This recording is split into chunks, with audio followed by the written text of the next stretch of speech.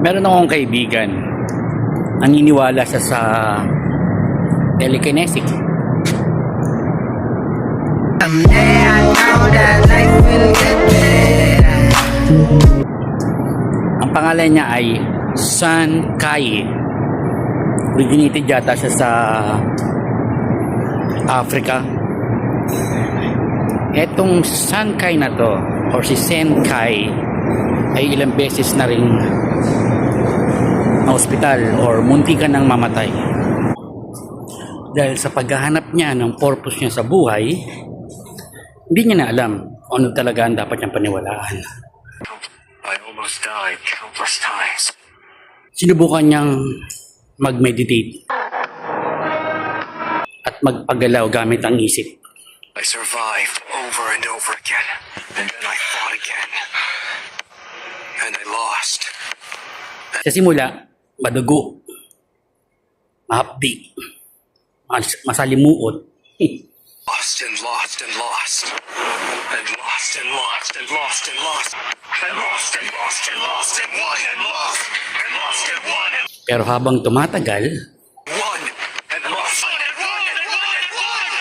Lost and won and won and unti-unti niya nang nare-realize na may pagbabago sa kanya at sa mga ginagawa niya.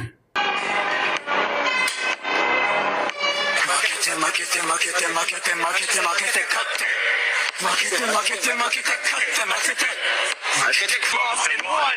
Hanggang sa mga sumusubok na siya ng mga panibagong teknik kung paano niya pagagalawin ang isang gamit at success.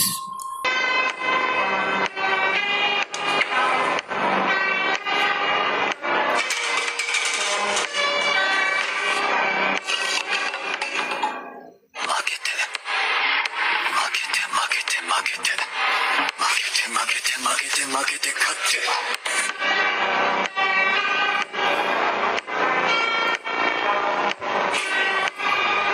Dito niya natagpuan ang sarili. Dito siya ulit bumangon mula sa pagkakalusak kung saan man siya nadapa.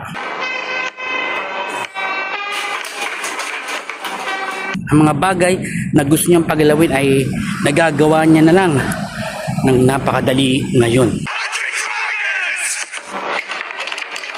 Mula nang simulan niya paggamit ng telekinesis, malaki ang nabago sa buhay niya. Gaano kalihiti mo ang video? Hindi ba AI ito? Mukha namang hindi. So ikaw, naniniwala ka ba sa telekinesis?